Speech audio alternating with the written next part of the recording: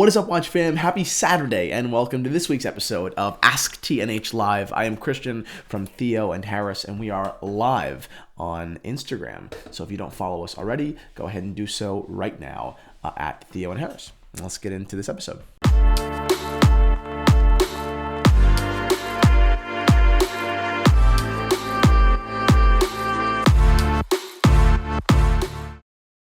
All right, before we get into it, a quick wristwatch check. I am wearing a beautiful Breitling Superocean Heritage in blue. This is not for sale. This watch is officially mine. I just inherited it recently, and I'm very excited to own it.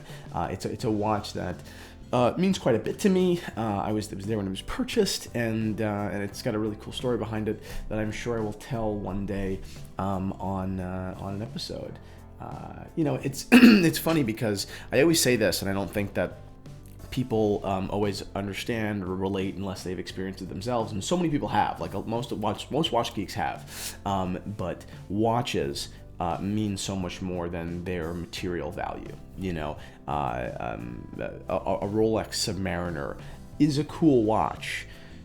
Your dad's Rolex Submariner or your Rolex Submariner that you give to someone one day, infinitely more times cooler, than the watch itself. It's the stories, it's what it represents, and all that stuff. So, the watch itself is cool. I'm the one that helped pick it out when it was purchased a couple of years ago. But everything that it represents and is much cooler. So remember that next time you are considering indulging in a luxury wristwatch or any wristwatch. Remember the meaning that it will one day hold for you, represent to you.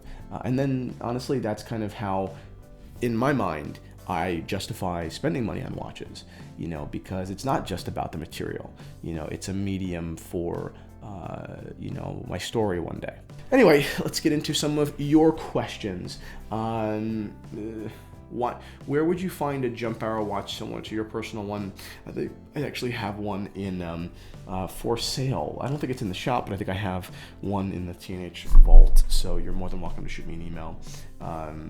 Let's see. Are you going to sell that blue diamond day date? Wonderful question. We just posted a beautiful photo of an incredible blue factory diamond day date, reference 1803 in white gold, on the Theo and Harris Instagram. Again, if you do not follow us on Instagram, I highly recommend you do, because this is the kind of stuff that you find. Truly rare, exceptional, beautiful condition. To me, put it this way, I'm not a huge fan of diamonds on watches, but because, in my opinion, the deck is stacked against diamonds, when diamonds are great, I'm blown away. It's easy for... how do I put this? Diamonds are, in a men's watch, in my opinion, almost intrinsically gaudy, right? So when we can find a brand that executed an intrinsically gaudy variable or element in a tasteful way, I find that so impressive. Now, what do you think of square watches? Great question. What do you think of square watches? I love the Nomos Tetra. I love Cartier. Cartier is one of my favorite brands in the world. The Tag Heuer, or the Heuer Monaco, is an incredible vintage and modern chronograph. Represents a lot of value. I'm a big fan of square watches. Like I said, Cartier is probably my favorite brand in the world. Rolex and Cartier. So yeah, there's no doubt I love square watches. When a woman asks you about your watch, I bought it at a store, doesn't get you very far. Yeah, you're right. You're right, Mr. James Duffy. When a woman, in his example, or anyone, asks you about a watch, saying something so, I hate to, sound derogatory, but so kind of empty or vapid as, oh, I picked it up at a store, or picked it up at Macy's, isn't as meaningful as the story you could tell about it, even if you did buy it at Macy's. That's not the point here. But if that's all you have to say about it, I don't know. To me, you're just a little bit less interesting.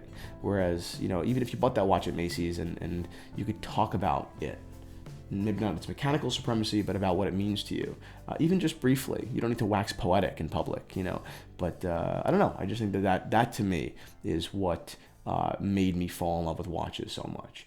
I always say, I mean, I fell in love with Rolex and watches the day that I watched my dad tear up opening his first Rolex. And I didn't even see the watch. The watch wasn't, like, I didn't even see the watch in his hands. I don't even remember the watch from that day. I remember the box, and I remember his face, So it wasn't the watch itself that I said, wow, I love watches. It was the effect it had on a grown-ass man. And it wasn't because it was expensive that he cried. He cried because what it meant to him, that as a poor kid in East New York, Brooklyn, that really never should have gotten out of the ghetto, now you have a Rolex. That meant a lot, and I started to realize that as I got older. So watches mean something to me because of the larger meaning, not just the material. Great question, Paul. Great Breitling, awesome to inherit now that you've worn it a bit. Thoughts on the Milanese mesh? Comfy? I find this to be an extremely comfy bracelet. I think it's beautiful. I'm not a big bracelet guy. It's not my thing. I love the AP Royal Oak bracelet. I like vintage oyster bracelets. But bracelets as a whole are not my thing. I wear leather straps. That being said, I find this bracelet to be extremely comfy. The one slightly uncomfortable, thing about this watch is if you wear it loose, the crown digs into your hand because it is a big crown.